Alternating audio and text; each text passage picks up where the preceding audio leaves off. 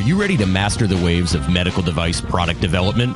Well, wax up your surfboard because you are listening to Inspired by Amua. And here is your medical device product development expert, that Hawaiian-hearted hostess who will help you hang 10, Megan Alonso.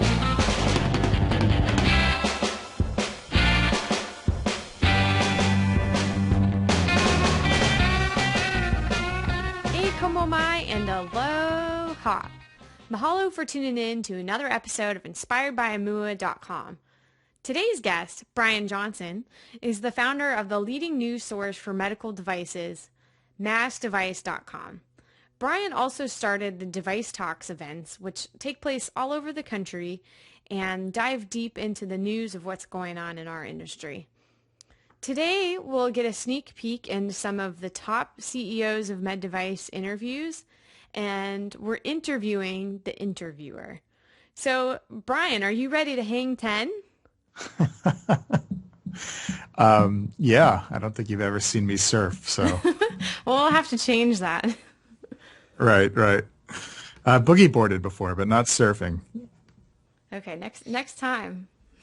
Next time you come out here. You just invite me. It won't take much twisting of my arm to get me to come out west. It's the first week of April. We've already had a snowstorm, and it was 25 degrees this morning. Oh, well, I'm not going to tell you what our weather was. I'm pretty sure I know what your weather is. Okay, so give me some background. How did you end up in the medical device industry? Well, frankly, I don't consider myself actually in the medical device industry. I consider myself sort of a paid observer of the medical device industry. I consider myself, I'm in the media, so I cover the medical device industry. So, I mean, it's a long kind of story, but I mean, I sort of grew up in the space. My father sold medical devices starting in about 1982. Oh, what did he sell? He sold surgical staplers for U.S. Surgical. So I remember he was actually a rug salesman. My parents were divorced, so I didn't live with him. But he told me one day, "Oh, we got a new job, and I'm moving." To a different part of the state, and he said he was going to sell these things called surgical staplers, and I was like, what the heck is that? And then he showed me them, and I thought they were really cool. They look like toy guns. So there's this kind of joke in my bio. Yeah, there's this little joke in my bio about how me and my brother would shoot off these staplers, kind of like shoot them at each other. And, what we didn't realize until years later, my dad really got upset when we did it, but we didn't realize till years later that U.S. Surgical was, sort of an all commission-based sales team, and that they had to pay for their own samples. So we were probably firing off, $10,000 worth of inventory when we were playing toy guns. But so I grew up knowing about the industry, but I didn't really have all that much interest in it. It was my dad's industry. That's how I thought about it. I think the one time in my adult life where I had some consciousness of it before I actually really became aware of the device industry was, I remember wanting to, I told my dad I was going to vote for Bill Clinton in my first election, and he was very upset with me because Bill Clinton at the time was saying he was going to do universal health care, and he said, he's going to screw up the medical device industry, and what do you think puts you through college, and blah blah blah. So, you fast forward to years later, I was a reporter working at the Eagle Tribune newspaper up in northern Massachusetts. I had gone to graduate school at Boston University, studied business journalism. And some of the companies that I covered back in 05, 06 were companies like Zoll Medical and Abiomed, Next Stage Medical. They were all kind of local medical device companies. And So I had a general awareness of the industry, general awareness of the products they sold, and awareness of the importance to the Massachusetts economy. But it really wasn't until I left the newspaper world and I was working with my father. Actually, he had started a consulting company, writing sales management practice tools for medical device companies, that I really got to understand the industry from the inside. And I started to realize that this was an innovation story, a great one, and certainly one on par with sort of the tech revolution and things like that. And I didn't last very long working at this consulting company, but I did come up with the idea for MassDevice when I was there, because I was researching companies and I just couldn't find a consistent news source that I really thought was up to snuff. So, I mean, that's kind of a long way around how we came up with the idea. Initially we launched MassDevice with the idea that I wanted to build I wanted to build a Drudge Report for the MedTech world, kind of a links aggregator, like an all-you-can-eat buffet of MedTech news. At the time, this was 07, 08, I had been doing a lot of work doing sports blogging and stuff like that. So I was learning how to develop an audience. I'll never forget there was a magazine called Web 2.0 or Industry 2. I can't remember what it was, but I remember the article, I remember it like it was yesterday. It said blogging for dollars, how to make a fortune blogging. And, you got to understand, I went to graduate school. All I wanted to do was be a newspaper reporter. I was in debt, $75,000 when I got out of my grad program, and my first job in the industry paid me $28,000 a year. So if you look at the math there, it's pretty crappy. And the newspaper world was real. Yeah. The newspaper world was just contracting like crazy. And, there was a push for entrepreneurial journalism, or, I had a bug to try and chase entrepreneurial journalism. And so I was doing this sort of goofy sports blog, but I read this article and it said, if you can find an industry with a large advertiser base and the more exclusive the industry, the better, then you can actually charge premium advertising rates and make a good living off of it. And it mentioned stuff like Silicon Alley Insider and a couple other tech pubs. And that just kind of like swirled around in my head for a while. And I said, well, wait a minute. I'm working with these medical device companies. This seems to be an opportunity. And that's kind of how I ended up sort of in the MedTech space. I will say I had a great opportunity when I was working with the consulting company to go inside some of the bigger medical device companies. I actually at one point had written and had been contracted by a division of Boston Scientific to do a short movie about product safety. And so I had, that gave me the opportunity to kind of go into the company and actually take a look around and see what these companies were like on the inside. Yeah. And your I was intimate, up impressed. close view. Yeah. What really struck me though, honestly, was the intelligence of the people in this space. And that still strikes me to this day, that this is an industry with really smart people, and you can't fake it in the MedTech world. You can't be an idiot. You have to do your homework. And I think a couple of things still really, I really firmly believe in, still 7 years later, 8 years later, is that this is an amazing industry that's doing revolutionary work in the field of technology. And far too often the mass media pays attention to social networks and sort of what I call incremental technology gains that are really kind of, they seem a little frivolous when you compare them to what they do in the medical device world, where they're really changing the world, in my opinion. So I do feel like it's my mission to give these stories the appropriate attention they deserve. What, a life-changing medical device doesn't get the same news as the Kardashians?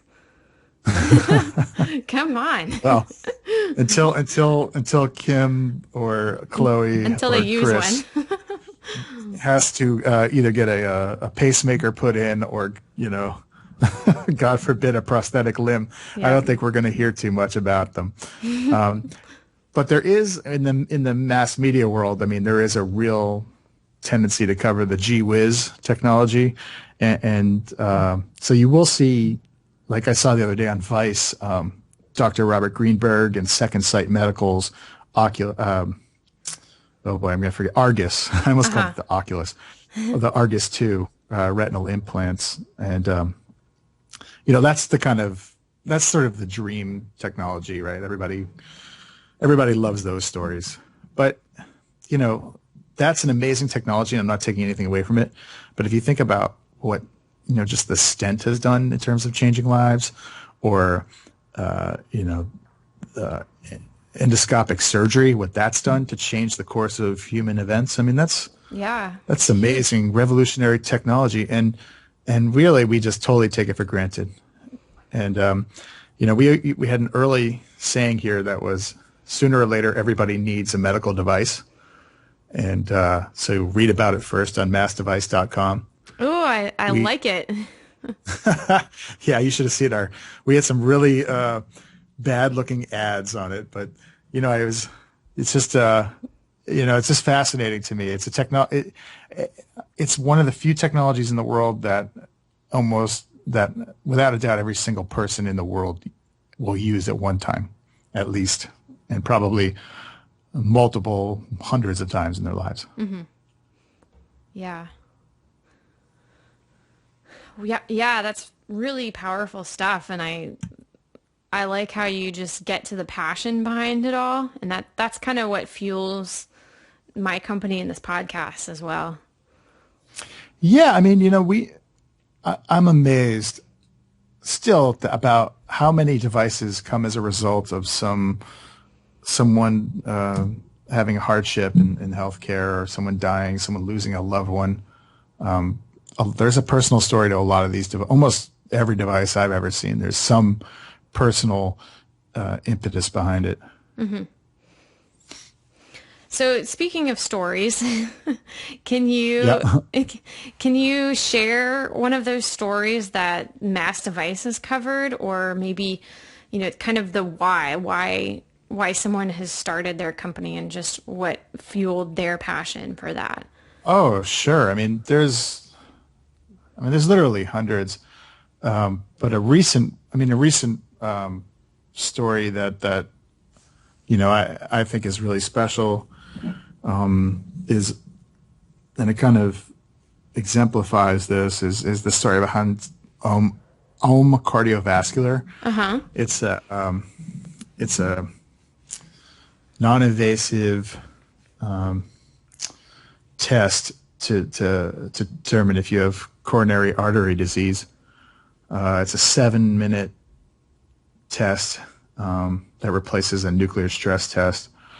And really what it does is, remember Tim Russert passed away, and, he had plaque in his left anterior descending coronary artery. Mm-hmm. It's a mouthful for sure. I'm not a doctor, so I always try not to get too far over my skis with this stuff. But so this technology arose as a result of this woman, Marie Johnson, she was a grad student at the time. She was working on a digital stethoscope in Minnesota. I think she was working on a contract with 3M or something like that. And she had two small kids, one baby, I think he was definitely under a year old, and then another maybe 3 or 4 year old. And her husband was 42 years old in perfect health. Goes to the gym one day, and he has a massive heart attack and dies. Oh no! And so this woman is left like literally holding this just tragedy. She's got these two little babies and no husband, and she had used. In her digital stethoscope, she had used her husband as an example of a healthy heart. So when they found out what was wrong with his heart, he had blockages in over 90% of his arteries. So he had a very unhealthy heart, and he didn't know it. He was kind of walking around unbeknownst to him. And a lot of people are this way. And the stethoscope didn't know it either. No. The only way you can determine it is like a nuclear stress test, which you wouldn't normally have done as no, a regular you would workup. only have that. You would only have that done if there was a real reason to look for it, and they had none because she even had what she calls a premonition that he was going to die and leave her with her. To raise the kids alone, and made him go to the cardiologist, and they gave him a full workup, and they said, no, wow. He's fit, he's perfect, he's the model of health. And so she in her grief dug into the data because she's a scientist, and she wanted to find out what went wrong. And lo and behold, she's sitting there late at night studying this data for months on end, and she finally discovers this for lack of a better word, because I can't remember the exact terminology, but she discovers this blip, this sound, and it turns out that this is the indicator of the blockage, and she's able to get a grant, start a company, and has basically raised money. All through high net worth individuals. She's brought it to market in Germany, and she's bringing it through the FDA right now. Wow. And conducting a massive clinical trial. And, it's pretty amazing because if you can catch this, you can cure it. And, I remember I visited her in Minnesota, and I just said, look, you got to give me that test because I got two little babies at home, and I want to make sure that I'm going to be around too. So she actually let me try it out, performed it on me, or had one of her staff do it. And it was interesting. It was great to get those results back. Thankfully, they were positive. But I just think that is the classic MedTech story. Yeah, it is. And there's a million of them, I promise, a million of them. And while you were talking, I looked that up, and I'll link to that article in my show notes. I see that you put that out in October on MassDevice. And speaking of MassDevice and all the great stories there, so tell us how we can get a hold of those stories. I know there's a few different ways that we can grab those or stay updated, and we can have them arrive in our inbox at certain times. Sure, yeah. We're a free publication, so you can just go to visit us at MassDevicecom. Anytime, and we put up tons of content. So we put up about 15 stories a day on average. Wow.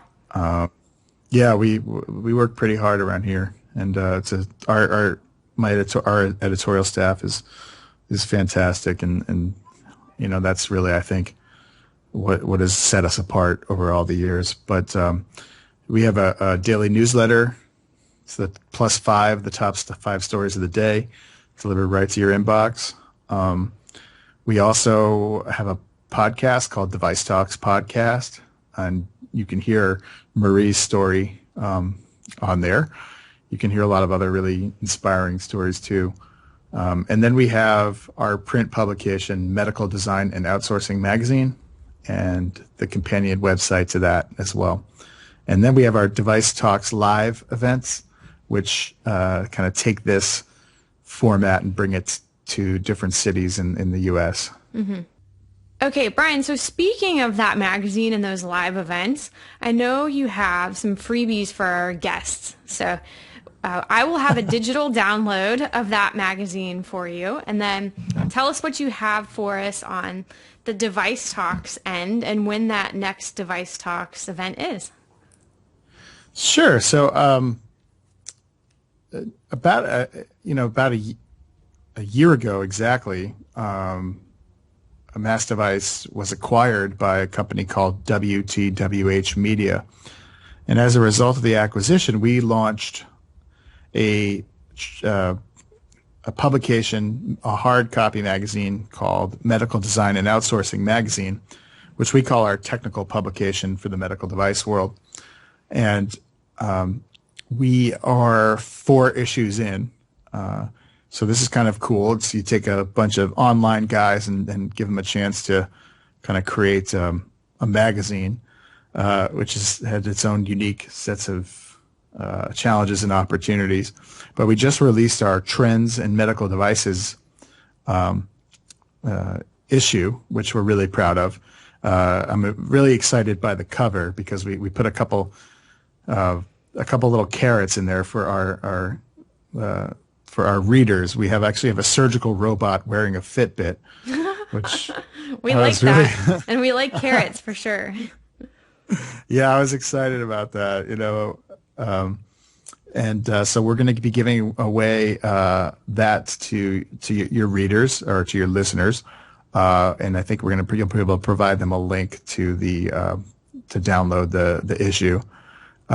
We also can give away some subscriptions to that too. We're happy to do so. And also, Device Talks is our live interview series. We've been holding it for 5 years now. We hold this event in 4 key MedTech markets: Boston, Minnesota, California, Southern California primarily, and then down in the South, we just held one in Research Triangle.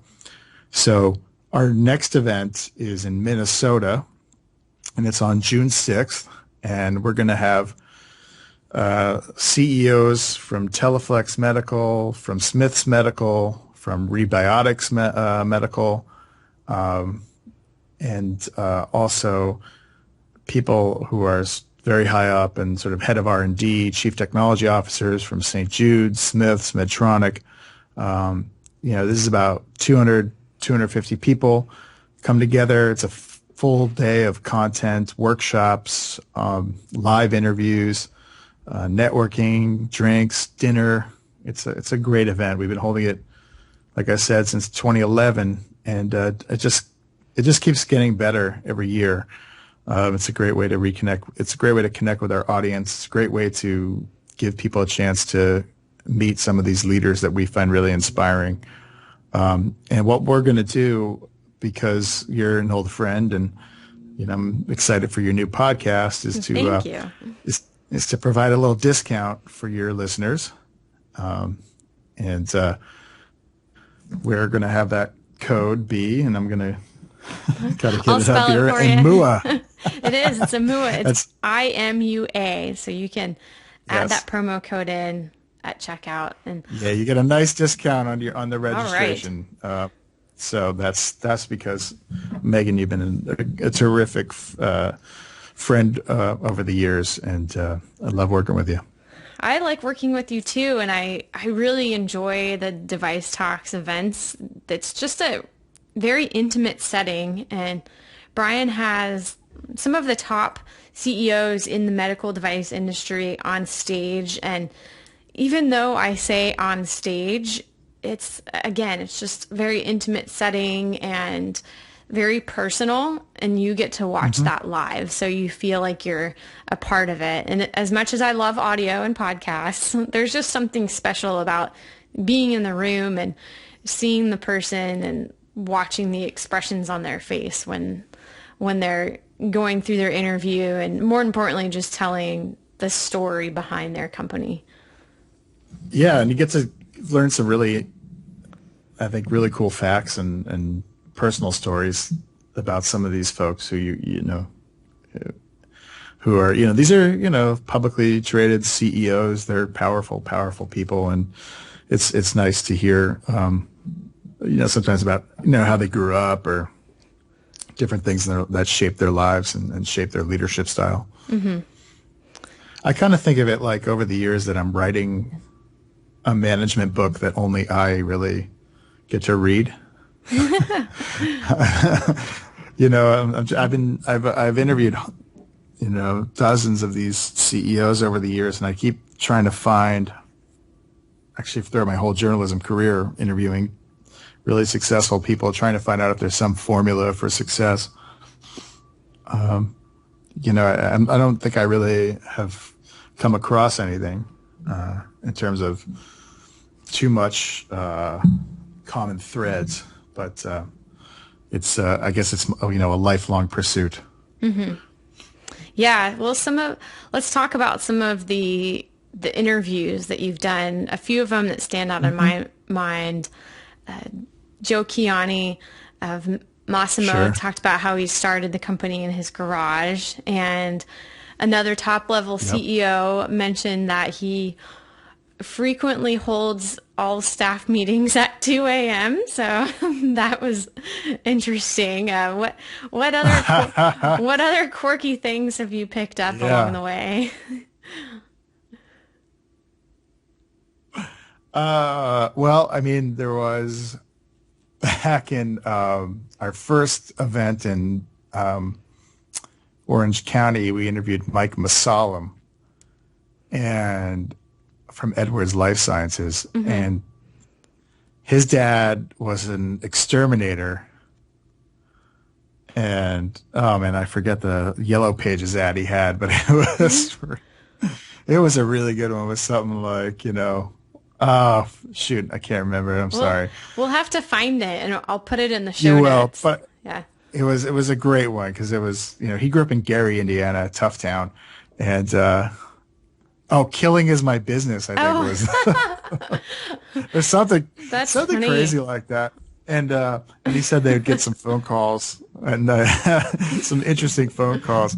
But I think really what touched me about that interview was he talked about his brother who had I'm not sure if he's still alive or not, but he has Down syndrome, and it really impacted Mike's life in terms of he was very protective and then just always hated bullies as a result of it. And there's always these moments where you kind of, as an interviewer, you're hoping you can get those moments. And when they happen, it's so magical. I mean, and it's never the question you write down on the index card. It's always kind of the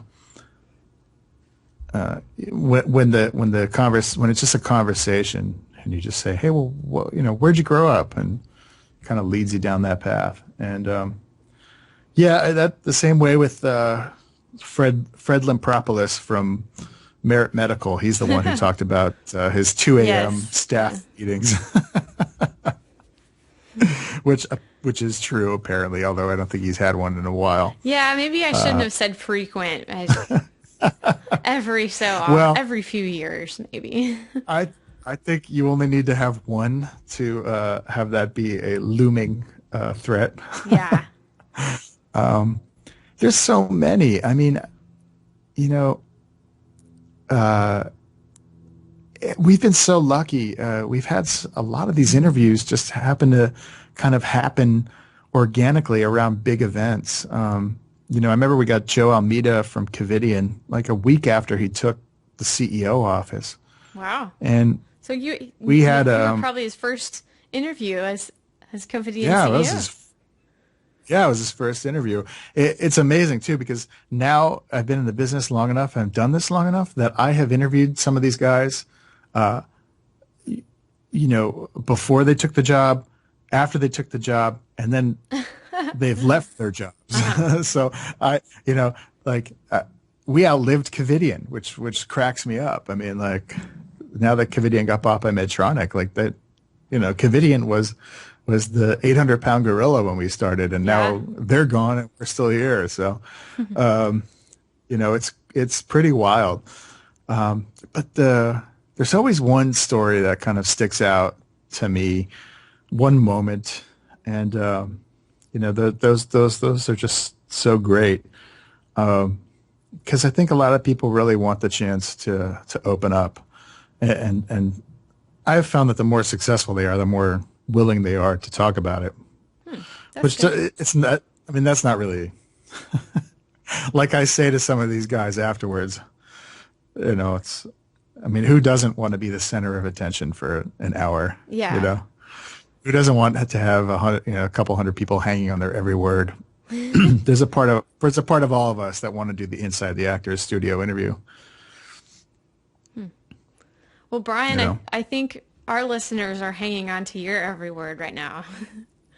Well, then go to MassDevicecom. There you go. And buy a ticket to Device Talks. So again, when you buy that ticket to Device Talks, be sure to type in IMUA, that's IMUA, in the field for promo code to get our special discount. And again, go to the show notes page and we'll have a download available for your magazine. Yeah, please.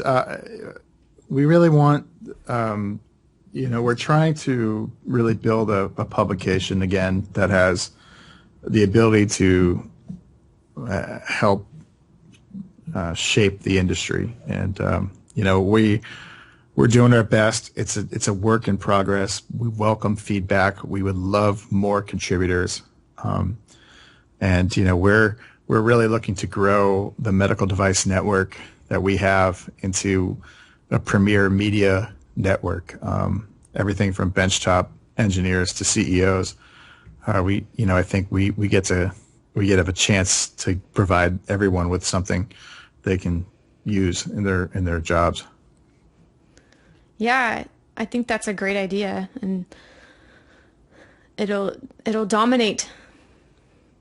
I don't know. It's getting harder these days to build media properties. As weird as that sounds, it was actually a little bit easier when we started this.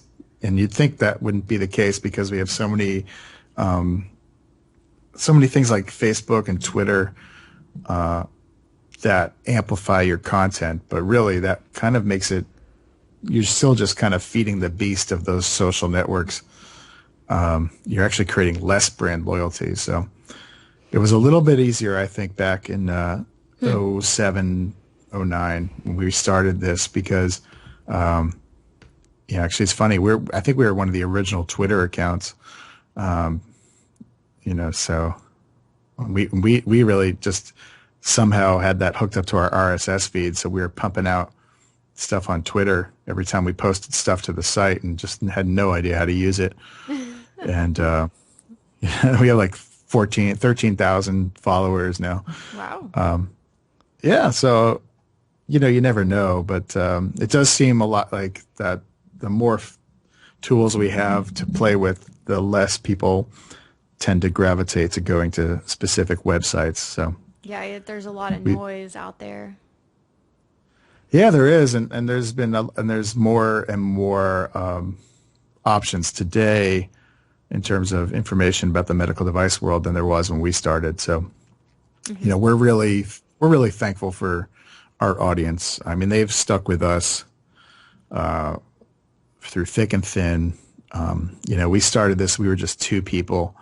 We wrote over 100 stories before we launched the website, just so that when we launched, it wouldn't be like a Potemkin village. That there would actually be content on there and archives. And I can remember me and my partner Brad sitting there late at night typing up news stories that no one was ever going to read. I think about that now and I go, oh my God, I can never do that again. But we were really focused on making something special here. Yeah, and you do have something special. So I just want to thank you for being on the show. It's been a great time, and I've learned a lot of cool things, and we have some takeaways, and so I will link to the Device Talks registration, the medical design, and outsourcing magazine, as well as those stories on Marie Johnson and Homem Cardiovascular. The MassDevice readable version, as well as the podcast. Yeah, that'd be great. Yeah, and see you in Minneapolis. All right, are you coming? Yeah. Great. More the merrier. Yep. Come out and see us. We love to entertain friends. You know, we honestly, you know, I've always loved to have parties. So I think that's I still think of it like a party and a show. It's very important. Yes. Absolutely. All right. Well, mahalo, and we will catch you next time. All right. Thanks so much. Thanks for having me. Hey guys, those waves of medical device development can often be rough, so it's nice to have a family behind you. Good thing we do. The Hawaiian word for family is ohana, and you can find our ohana in our Facebook group. So just type Inspired by Amua into the search bar to get connected, and as a community we can share those stories of inspiration and tips and just notifications of what's going on in your world of development, and I'll see you in there. So until next time, Imua! Mahalo for joining us. If you're new to riding the waves of medical device product development, or if you've been in development for a while already, Inspired by Amua is here to surf with you. Want to be a master of the waves? Text HANG10, that's HANGTEN, to 44222. We'll send you the most common wipeouts companies make in product development so you can avoid them and reach master wave status. Again, that's HANG10 to 44222. We publish a new episode every Tuesday, so catch us at inspiredbyamua.com. Imua!